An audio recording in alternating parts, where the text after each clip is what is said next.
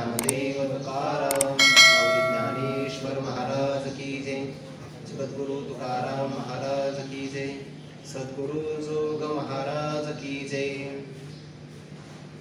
नमो ज्ञानेश्वरा, नमो ज्ञानेश्वरा, निवृत्ती उदारा सोपान देवा, मुक्ताबाई नमो त्रिभुवन पावनी, आद्यत्रय जननी देवांची, जयांचे केलिया स्मरण, होय सकळ विद्यांचे अधिकरण, तेचे वंदू श्री चरण श्री गुरूंचे, ते नमस्कारोनी आता। यत् प्राप्य न किंचित वांछति, न शोचति, न द्वेष्टि, न रमते, नोत्साही भवति। कैवल्य साम्राज्य चक्रवर्ती विश्वमाऊली ज्ञानोबाराय सकल महापुरुषांच्या गुरुजनांच्या कृपाशीर्वादाने आपण देवर्षी नारद महर्षींच्या अंतकरणातून प्रकट झालेल्या भक्ती सूत्र नाम ग्रंथाचं चिंतन करत असताना आतापर्यंत 4 सूत्राचा यथामती यथावकाश विचार केल्यानंतर 5व्या सूत्राच्या चिंतनाला आपण प्रारंभ केलेला आहे।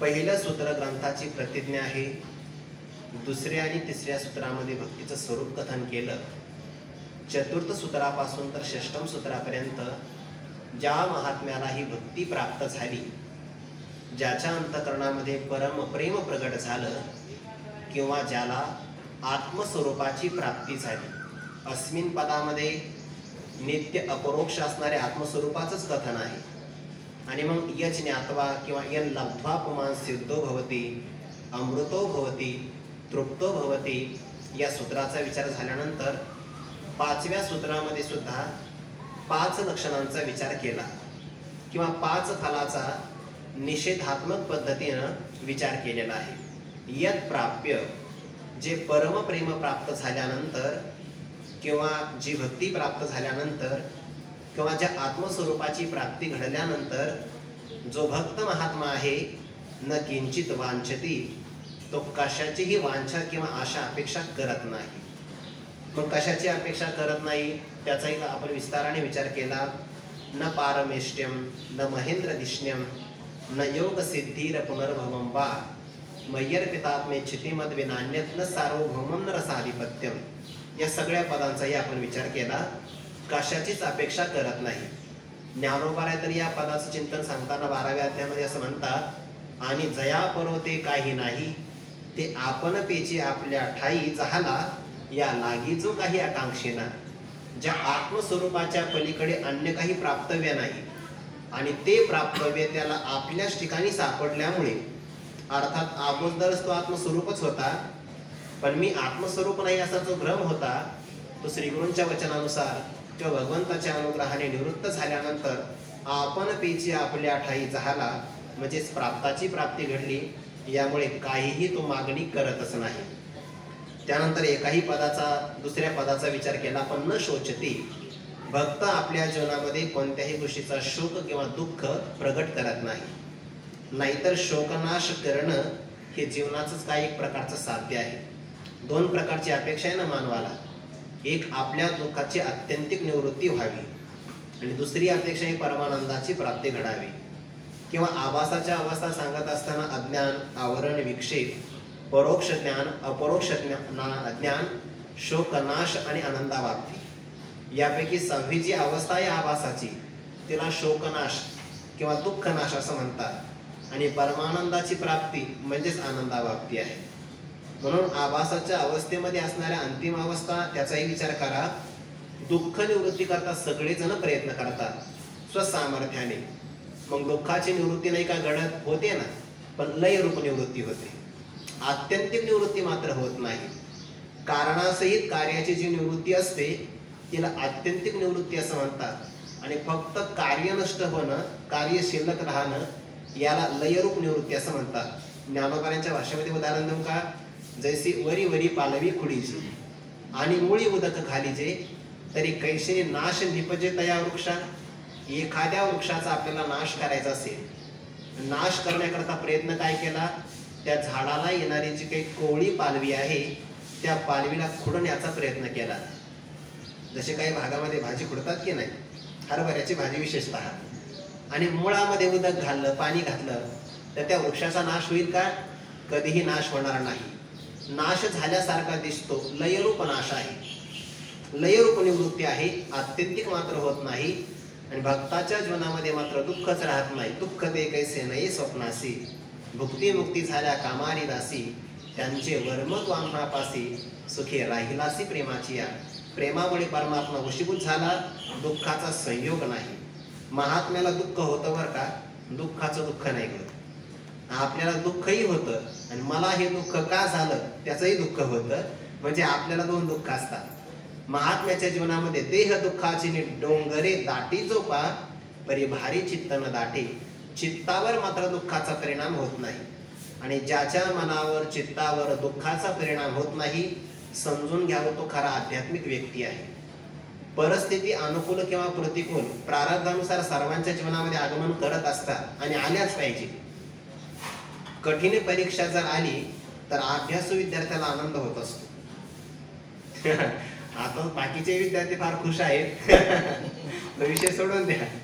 पण जर कठीण परीक्षेचा पेपर आला तर अभ्यासू विद्यार्थ्याला आनंद वाटत असतो. अरे आपण केलेल्या अभ्यासाचा आता काय झालं, सफलता प्राप्त झाली. म्हणून प्रतिकूलता आल्या घाबरायचं नाही. प्रतिकूलता आपल्याला तयार करत असते. प्रतिकूलता जर आली तर मनुष्य खंबीरपणाने घडत असतो. आणि म्हणून भक्ताच्या जीवनामध्ये जरी दुःख आलं डगमगत नाही. बरे झाले देवा निघाली दिवाळी, तुकोबरायचं वचन आहे. सगळ्या गोष्टीला बरं झालं सकारात्मक पद्धतीनेच पाहता. कारण प्रिय वस्तूचा वियोग झाला तर मनुष्याला दुःख होतं आणि अप्रिय वस्तूचा संयोग प्राप्त झाला तरी मनुष्याला दुःख होतं. परमात्मा सर्वात जास्त प्रिय आहे आणि त्या परमात्म्याचा वियोग कोणत्याही कालामध्ये घडू शकत नाही.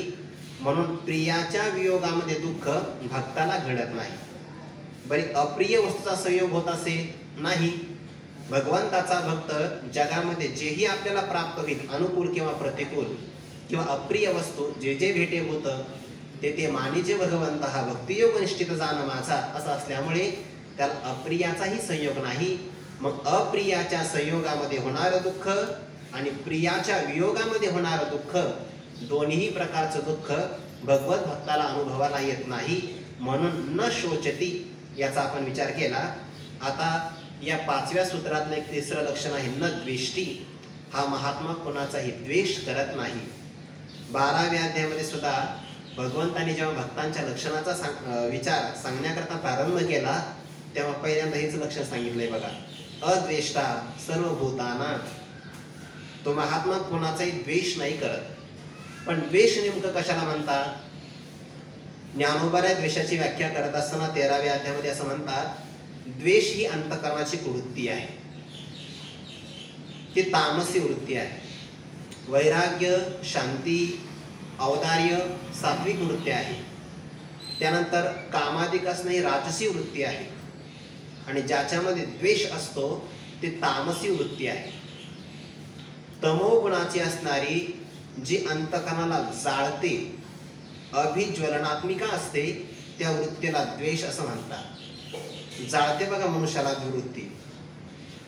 द्वेष आपण विचारही केला आहे की द्वेषामध्ये 2 प्रकारचं विष असतं, म्हणून तर त्याला द्वेष असं म्हणतात. ज्या व्यक्तीचा आपण द्वेष केला त्यालाही घात होतो आणि द्वेष करणारा व्यक्ती रात्रंदिवस झोपत नाही म्हणून तो स्वतःलाही मारतो.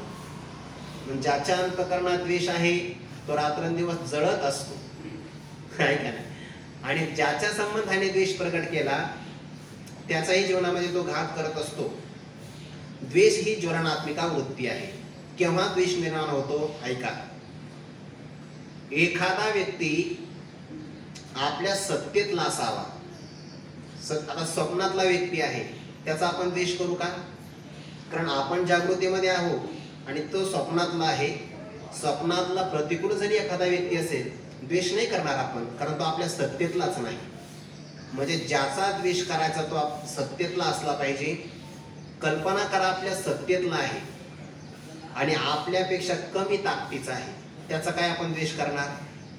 त्याचाही आपण द्वेष नाही करू शकत. बर, आपल्या सत्तेतला आहे, आपल्या बरोबरीचा आहे आणि आपला मित्र आहे, तरीही आपण द्वेष नाही करू शकत. मग तो आपल्या सत्तेतला असावा, आपल्या बरोबरीचा असावा आणि त्यानंतर तो आपल्याला प्रतिकूल असावा, तत्संबंधाने अंतःकरणामध्ये जे ज्वलन निर्माण होतं त्या ज्वलनात्मिका वृत्तीलाच विरोधी असेल तर त्याला द्वेष असं म्हणतात. आणि सहसा मनुष्य द्वेष आपल्या जवळच्याच व्यक्तीचा करत असतो, दूरच्या व्यक्तीचा द्वेष नाही ना करत आपण. कल्पना करा 10वीचे विद्यार्थी आहेत आणि एका 10वीचे अ ब क अशा प्रकारचे तुकडे आहेत, तर त्या वर्गामध्ये अ तुकडीमध्ये असणारे विद्यार्थी ब तुकडीमध्ये असणाऱ्या विद्यार्थ्यांचा द्वेष नाही करत. अ तुकडीमध्ये 40 विद्यार्थी असावे, त्यातला एखादा हुशार असावा आणि त्या हुशार विद्यार्थ्यामुळे ज्याला किंमत मिळत नाही असा किंमत न मिळणारा त्याचा द्वेष करतो. दुसऱ्या गावातल्या विद्यार्थ्यांचाही आपण नाही द्वेष करत का? कारण त्याच्यामुळे आपल्या प्रभावाला धक्का लागत नाही. आपल्याला जेव्हा कळतं की याच्यामुळे आपल्या नावलौकिकाला धक्का लागतो, यामुळे आपल्याला कोणी विचारत नाही, आपला प्रभाव कमी होतो, म्हणजे इतरांचं सुख पाहिल्यानंतर जेव्हा अंतःकरणात क्रोध निर्माण होतो त्याला द्वेष असं म्हणतात. ज्ञानोबा या द्वेषाचं चिंतन 16व्या अध्यायामध्ये करतात बघा. तिथं द्वेषाला क्रोध असं म्हटलं आहे. दंभो दर्पोभिमानश्च क्रोध पारुष्यमेव च अज्ञानं चाभिजातस्य पार्थ संपदमासुरीं. हे आसुरी संपत्ती आहे. क्रोध करणं किंवा द्वेष करणं आसुरी संपत्ती आहे आणि क्रोधामध्ये दुसऱ्यांचा घात असतो. द्वेष करणारा व्यक्ती कधी समाधानी राहू शकत नाही. स्वामी विवेकानंदांनी असं म्हटलं आहे, अंतःकरणातल्या सगळ्या सत्प्रवृत्तींना नष्ट करणारा कोण असेल तर द्वेष. कितीही साधना करू द्या आपण, पण आपल्यामध्ये जर द्वेष असेल आपण प्रगती नाही करू शकत. तुकोबारांची वचन फार गोड आहे बघा. द्वेषाचा परित्याग करणं हे संतांचं पूजन आहे किंवा भगवंताचं पूजन आहे. प्रमाण मला आठवत नाही, पण खूपच गोड अभंग आहे. भूतांचा कोणाही जीवाचा न घडावा मत्सर्वा, वर्म सर्वेश्वर पूजनाचे. कोणत्याही प्राणी मात्राचा मत्सर घडू नये.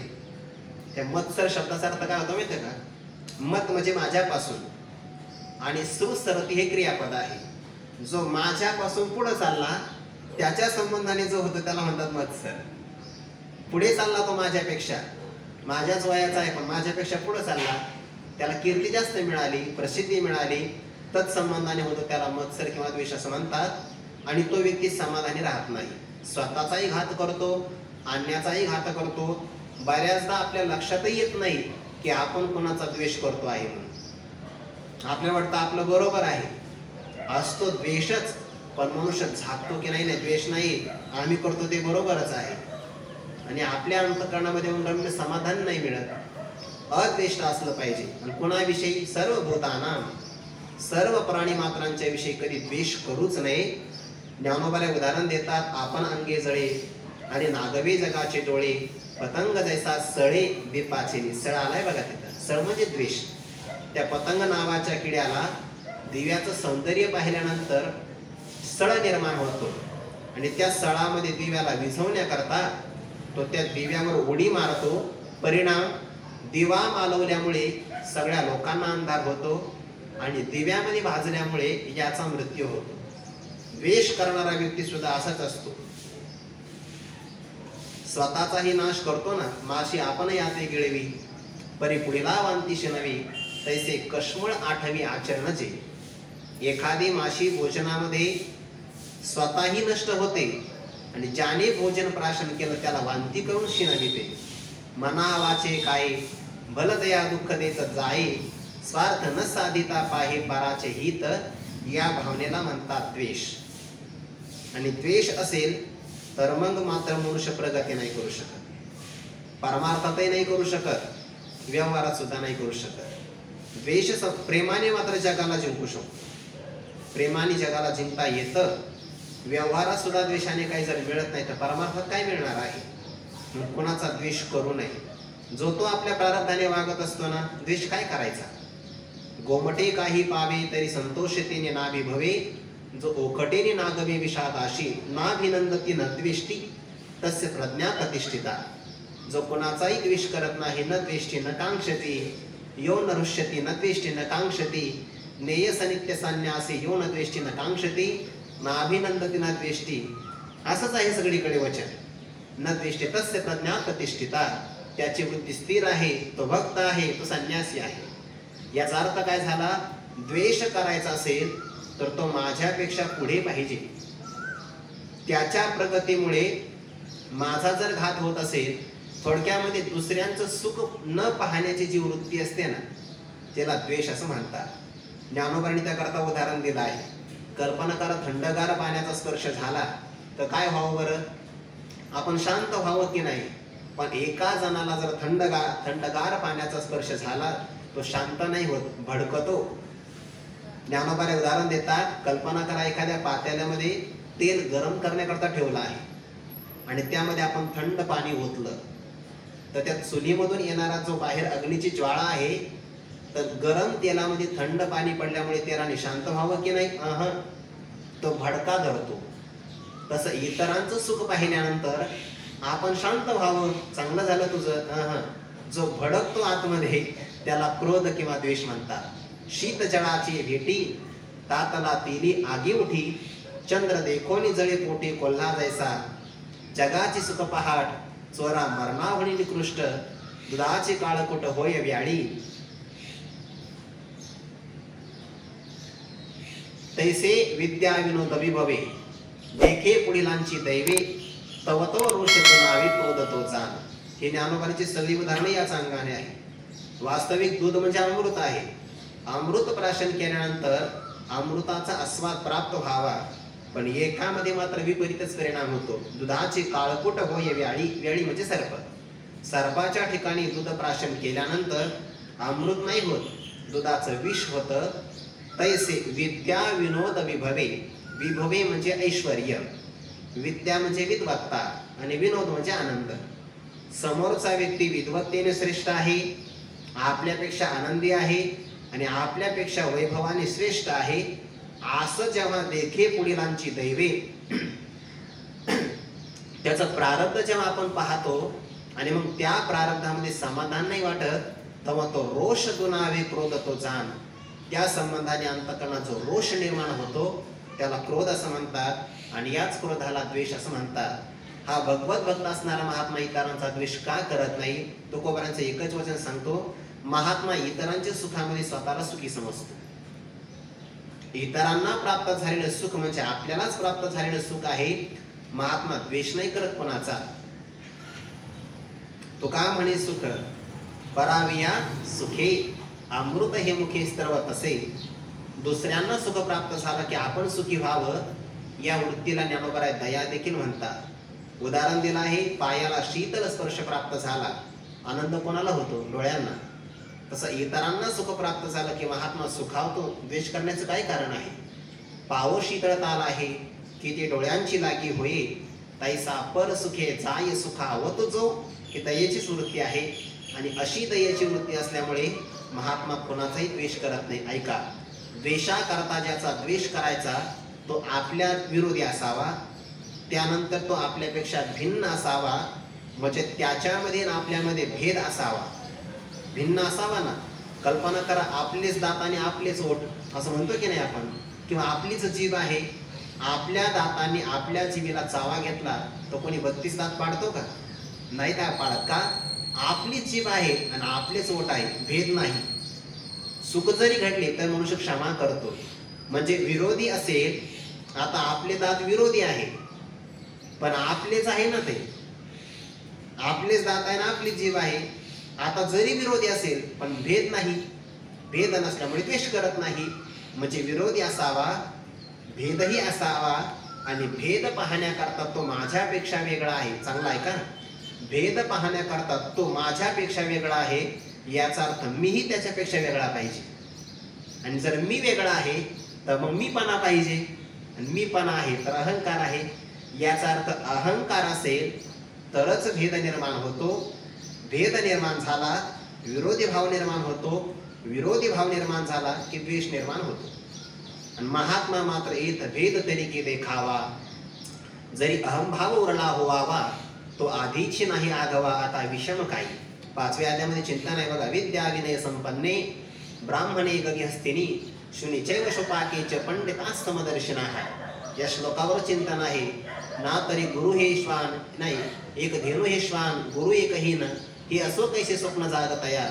जागणाऱ्या माणसाला स्वप्न नाही पडत, कारण तो जागाच आहे. मग एखादा व्यक्ती म्हणत असेल मी जागा होतो मला स्वप्न पडलं, खोटं नको बोलू, झोपलेलाच आहे. कारण झोपलेल्याच माणसाला स्वप्न पडतं, जागा असणाऱ्या व्यक्तीला स्वप्न नाही पडू शकत. तसं महात्म्याच्या ठिकाणी भेदच नाही ना.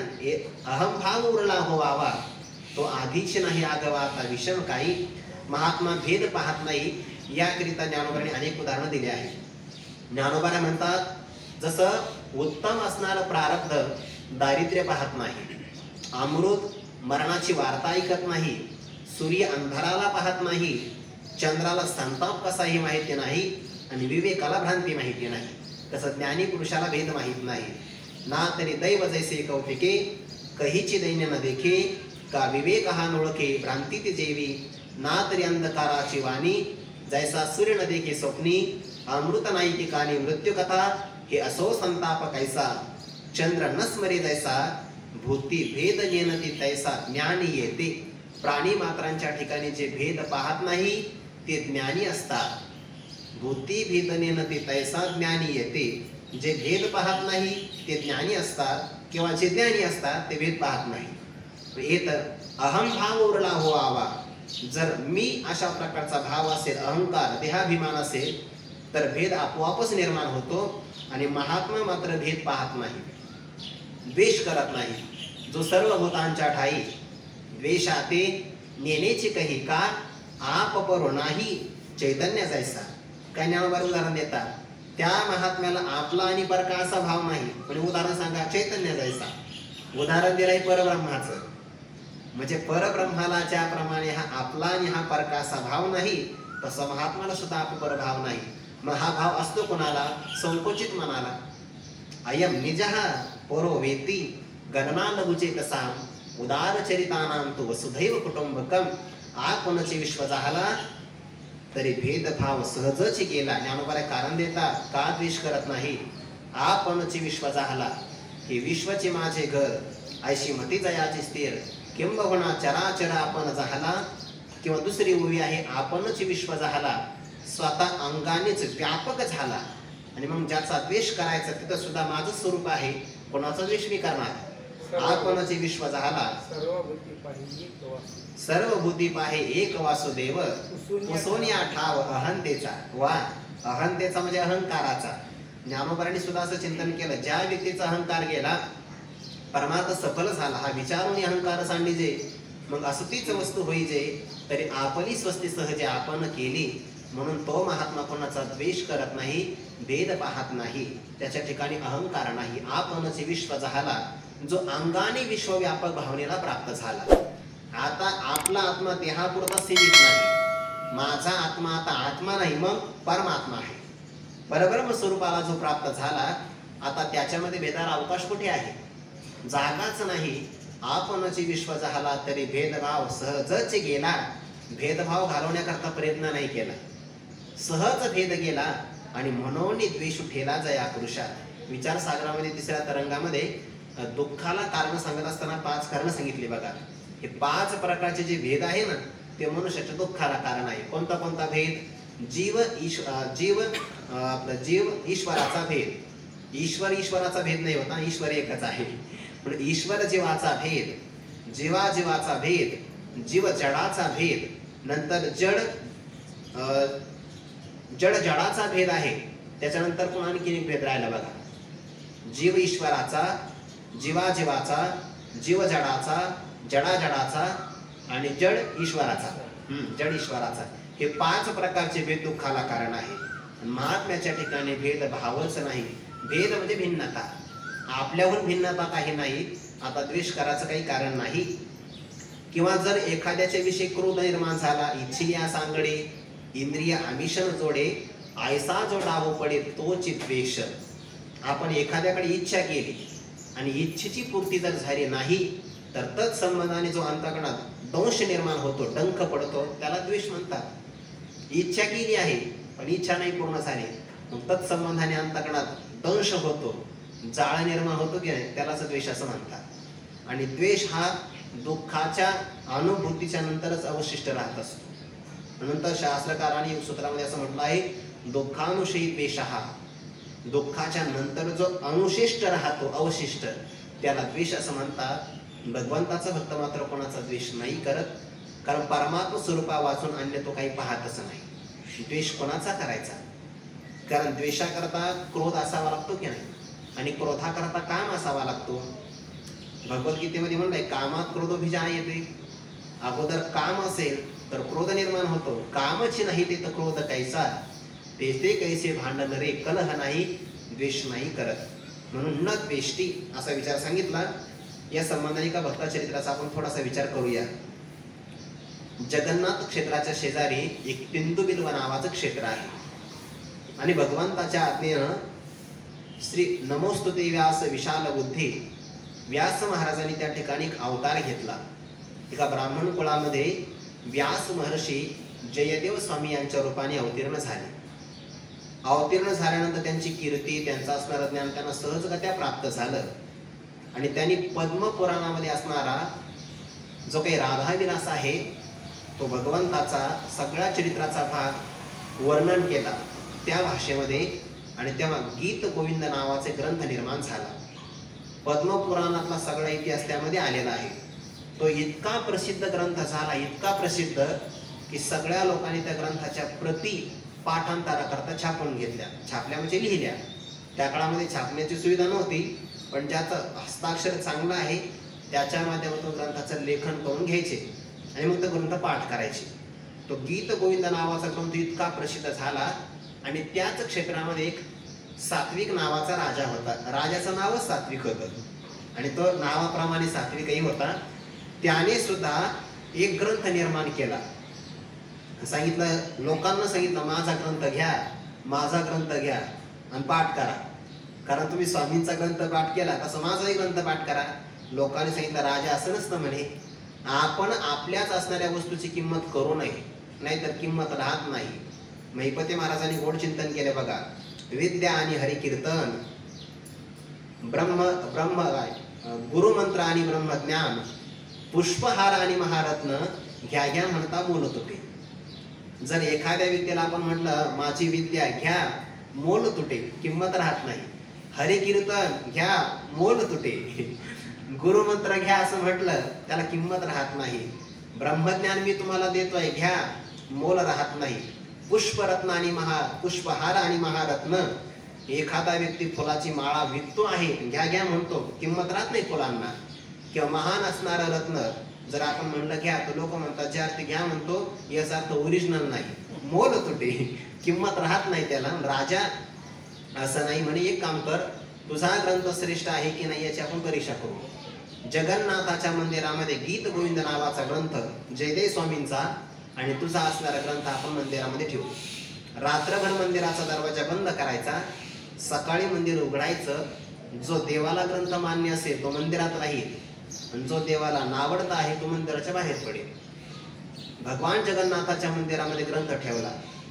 सकाळी मंदिर उघडलं, राजाचा ग्रंथ प्रवेशद्वारावरच आढळला, आणि गीत गोविंद नावाचा ग्रंथ भगवंताच्या चरणाजवळ आढळला. सगळ्यांना मान्य झालं, आणि मग त्या सात्विक नावाच्या राजाने शुक्र केला, म्हणे देवा तुझ्यामध्ये भेद आहे म्हणे. माझ्या मुखातून आलेली वाणी कोणी वदविली? तो का म्हणे माझी कोणी वदविली वाणी? प्रसादा वाचुनी तुमची या विठ्ठला, माझ्याही मुखातून निघालेले शब्द बोलविता धनी तूच आहे ना. का बरं भेद निर्माण केला? आता मात्र परमात्मा प्रसन्न झाले, आणि प्रसन्न होऊन त्या राजाच्या ग्रंथातले सुद्धा 24 श्लोक जयदेव स्वामींच्या गीत गोविंद नावाच्या ग्रंथामध्ये समाविष्ट केले. प्रसिद्धी झाली जयदेव स्वामींची. कालांतराने विवाह झाला. एका सावकाराची त्यांच्यावर फार श्रद्धा होती. सावकार स्वामींना घेऊन आपल्या घरी गेला. संतांचं आगमन झालं, चरण प्रक्षालन केलं. स्वामींना 1 महिनाभर पर्यंत त्यांनी आपल्या घरामध्ये ठेवलं. स्वामींनी सांगितलं आता मला गेलं पाहिजे, जास्त दिवस महात्म्याने एका ठिकाणी थांबू नये, आसक्ती निर्माण होते आणि साधूच्या फिरण्यामध्ये जगाचं कल्याण असतं, मला गेलं पाहिजे. स्वामी निघाले, आणि त्या सावकाराची श्रद्धा असल्यामुळे त्या लक्षात होतं यांची परिस्थिती बिकट आहे, दारिद्र्य आहे, आणि हे काही मुखाने काही मागणार नाही. कारण यत प्राप्य न किंचित वांछति, महात्मा काही मागणी करतच नाही, पण आपलं कर्तव्य आपण काहीतरी दिलं पाहिजे.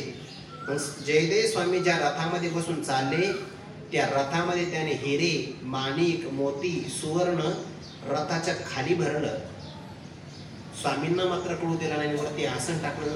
एका सेवकाला सांगितलं, जा म्हणे हे त्यांच्या घरी पोच कर. गुरुपत्नीला सांग. गुरुजींना मात्र काही सांगायचं नाही. सेवकाला पाठवलं. त्या सेवकाच्या पाठीमागे घरातलं काहीतरी काम निघालं. नवे गुरुदास संसारी आहे. संसारातलं काम निघाल्यामुळे मग तो पराधीन आहे आणि सेवा नाही करू शकत पराधीन असल्यामुळे. त्या सेवकाने सांगितलं, सावकाराला नाही बरं का, स्वामींना, स्वामी माझं येणं शक्य नाही. स्वामीने सांगितलं, काय हरकत नाही, मी जातो. स्वामीजी निघाले आणि तेवढ्या 2-4 तस्करांनी, चोरांनी ते पाहिलं. या रथामध्ये फार मोठं धन आहे. मी न द्वेष्टी या पदाकरता सांगतोय बरं का. फार मोठं धन आहे आणि हे महात्मा यांना धनाची काही अपेक्षा नाही. ते रथाच्या बरोबरच निघाले. जण काही सेवक आहे. जयदेव स्वामींना मात्र कळालं ही चोर आहे. आणि मग तिथे महिपती महाराजांनी असं एक ओवीस ठेवली. 9 जण दुरूनच ओळखता येतात. कुटील कपटी दुराचार, त्यानंतर षट तस्कर आणि जार, अभाविक निंदक खलनर, दुरुनी सुजाना ओळखती. 9 जण लांबूनच ओळखता येतात म्हणे. कुटील, कपटी, दुराचारी, षट म्हणजे लबाड, तस्कर म्हणजे चोर, जार म्हणजे विषयासक्त, अभाविक, निंदक आणि खल म्हणजे दुष्ट मनुष्य. या माणसांना 9 जणांना दुरूनच ओळखता येतं. यामध्ये चोर पण आलेले आहे. स्वामींनी ओळखलं हे चोर आहे. धनाची जर कामना नाही, काही हरकत नाही, तुम्हाला धन घ्यायचं घ्या, मला काही गरज नाही. चोराने विचार केला, इतक्या सहजपणे धन द्यायला तयार झाले, आपली तक्रार राजाला करतील. राजाला तक्रार केली तर आपण पकडले जाऊ, यांना मारून टाकू. त्यांनी सांगितलं, नाही नाही, मारायचं नाही म्हणे. एक काम करू, ज्यामुळे हे जिवंतही राहतील आणि तक्रार नाही करणार. त्याने जयदेव स्वामींचे 2 हात आणि 2 पाय तोडले आणि एका अरण्यामध्ये विहिरीत टाकून दिलं. आता भोगतम घडी संचिता वाचून करावे ते म्हणे, देह दुःखाची डोंगरे का शस्त्रे वरी तोडिलिया, देह अग्नी माझी पोडलिया, चित्त महासुखी, देह अग्नी माझी पडिलिया, चित्त महासुखी तोडलिया, चेवची नाही. शस्त्राने आपला देह तोडला पण चित्त मात्र महासुखामध्ये निमज्जन करतय, देहाची यातना नाही. त्या विहिरीमध्ये पडल्यानंतर भगवंताचं चिंतन सुरू झालं. आम्ही विष्णुदासी देव घ्यावा चित्ते, होणार ते होते प्रारब्धेची, जे प्रारब्धाचा भोग असेल. कारण मी देह आहे ही भावनाच नाही. आता शरीर भावना सती, इंद्रिय विसरती, जे सोहम भाव प्रती प्रगट होय, हा भाव असल्यामुळे अंतकरणाची वृत्ती स्वरूपामध्ये निमग्न आहे आणि म्हणून देहाचं दुःख मात्र काही आठवत नाही. विहिरीत पडल्यानंतर त्या देशाचा क्रौंच नावाचा राजा मार्गाने येत असताना त्याला प्रकाश दिसला. या अरण्यामध्ये निबिड अंधकार, विहिरीतून प्रकाश येतो आहे. डोकावून पाहिलं तर स्वामी जे आहे बाहेर काढणं सांगितलं. आपली ही अवस्था कोणी केली? जयदेव स्वामींनी सांगितलं, कोणीच नाही केली, मी जन्मापासूनच असा आहे, न द्वेष्टी. ज्यांना मग तो राजा त्यांना घरी घेऊन आला, त्यांचं शिष्यत्व पत्करलं, सेवा केली. सांगितलं, राजन मला काहीतरी सेवा सांगा, मी काय करावं ज्यामुळे माझा उद्धार होईल. स्वामीजी अशी मला काहीतरी सेवा सांगा. जयदेव स्वामींनी सांगितलं, एक काम कर, देवाला संतांची सेवा फार आवडते म्हणे. संतांची सेवा फार आवडते देवाला. जसं एखाद्या मातेला जर प्रसन्न करायचं असेल तर काय करावं? मुलांना प्रसन्न करावं. मुलगा संतुष्ट झाला तर मातेला वेगळं प्रसन्न करण्याची गरज नाही. तसं भक्त प्रसन्न झाला तर देवाला वेगळं प्रसन्न करायची गरज नाही. कारण परमात्मा हा भक्ताच्या मुखाने सर्व काही सेवन करत असतो. नाथ महाराजांनी खूप फार गोड चिंतन केलं. एखादा भक्ताचं पूजन करत असेल तर भक्ताचं नाही, देवाचं पूजन करतो. भक्तांना जेव घालत असेल, भक्तांना नाही, देवाला जेव घालतो. कारण त्यांच्या मुखातून परमात्मा साक्षात जेवत असतो. म्हणून संतांची सेवा कर.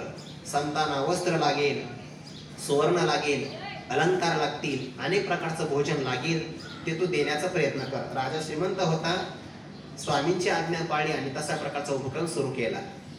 आता राजाची कीर्ती सगळ्या लोकांना कळाली की राजा परम भाविक आहे, जे जया पाहिजे ते आहे रे, सगळ्यांना सर्व काही देतो. ही बातमी त्या चोरांच्या कानावर पडली. ज्यांनी जयदेव स्वामींचं काय केलं होतं, हात आणि पाय कापलेले होते.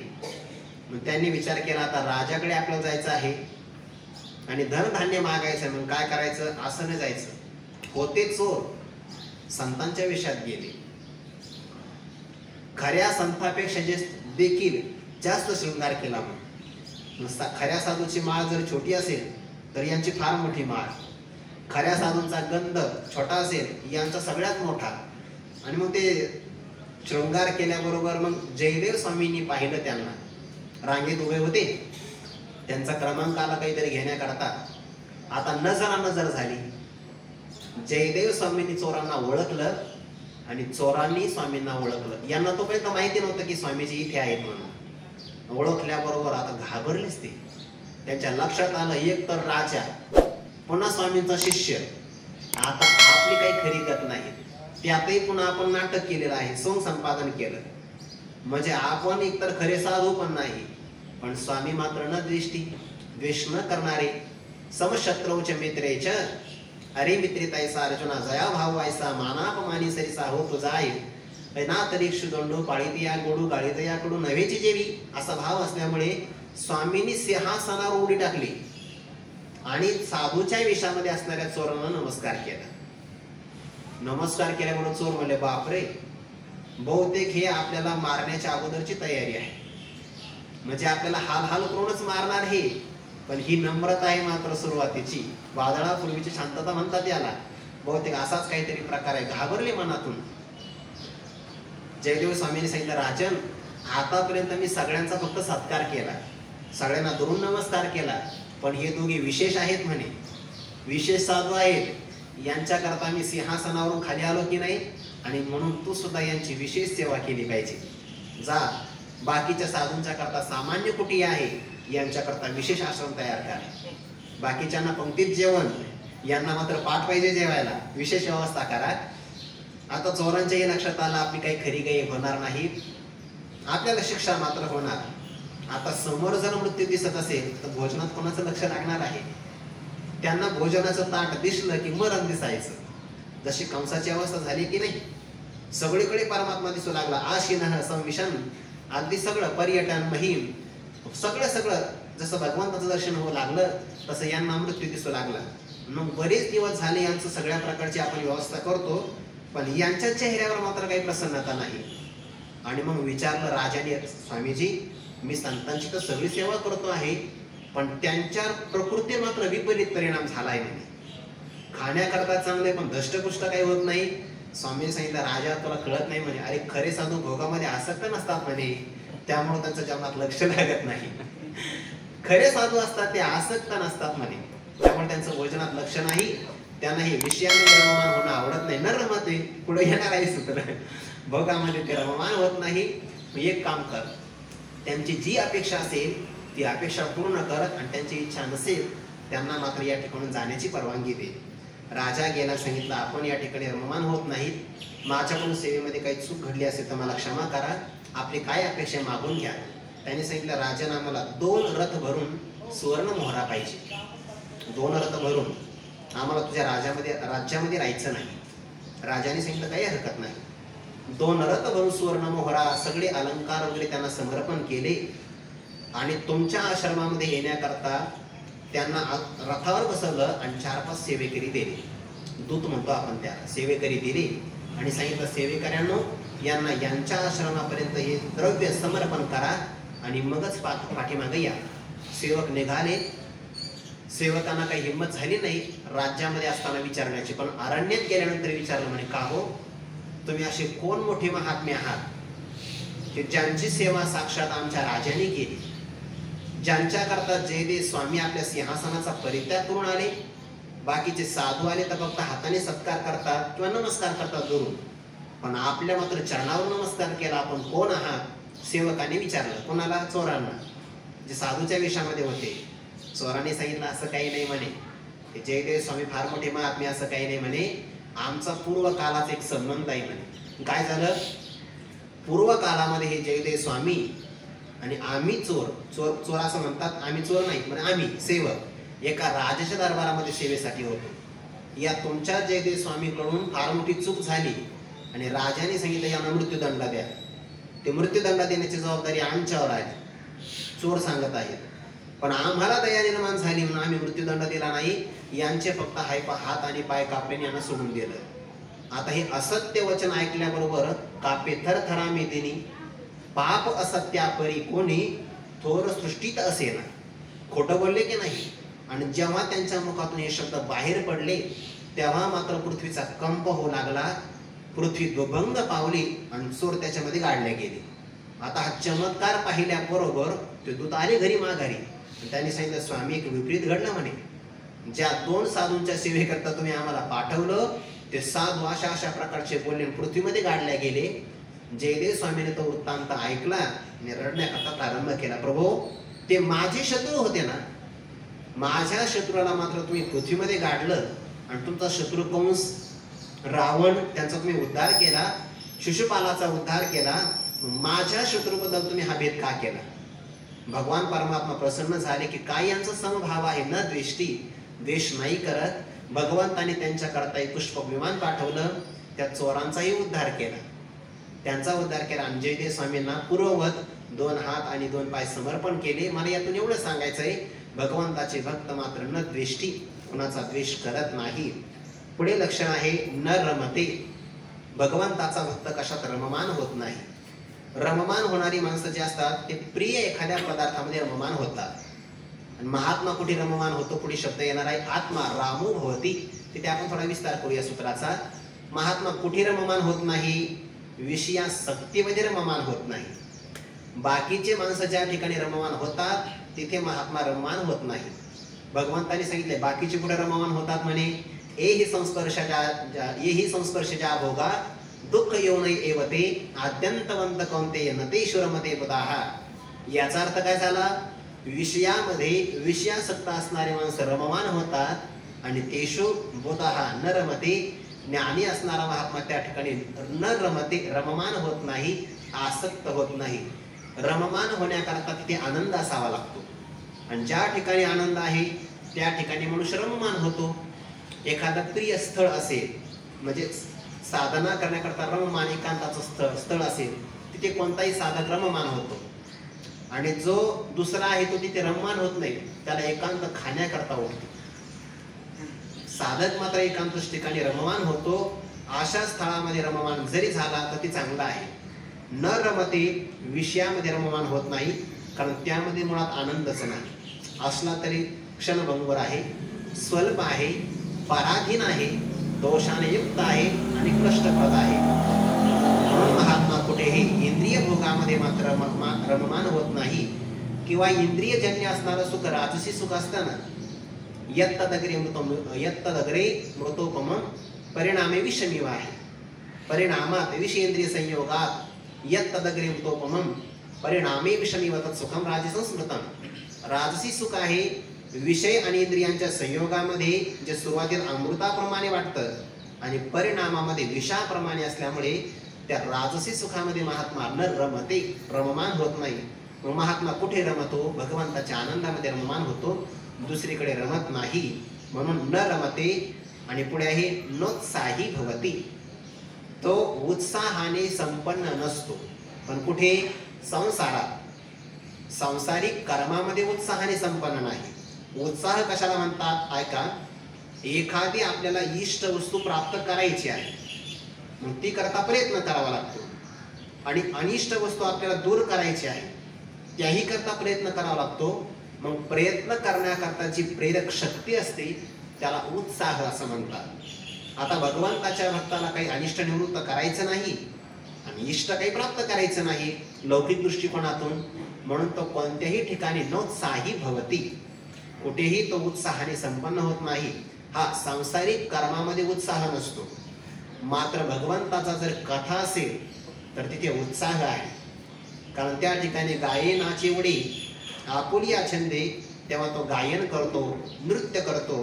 तुकोबाराच्या क्षेत्रामध्ये प्रसंग आहे बघा, घरची कामं तुकोबारे करत नव्हते, पण परोपकाराचं काम आलं की लगेच पुढे. मग ते एखाद्या बाजारातून जर काही आणायचं असेल तर लगेच परोपकाराकरता तयार. सांसारिक कर्म करण्यामध्ये उत्साही न भवती. आणि भगवंताचं कार्य असेल, भक्तीचं कार्य असेल, परम उत्साहाने महात्मा संपन्न असतो.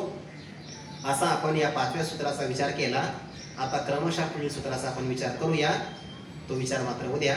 झालेलं चिंतन विश्वमौली ज्ञानोबा राय सकल महापुरुषांच्या गुरुजनांच्या आपणा सर्वांच्या चरणी समर्पण करून चिंतनाला पूर्णविराम.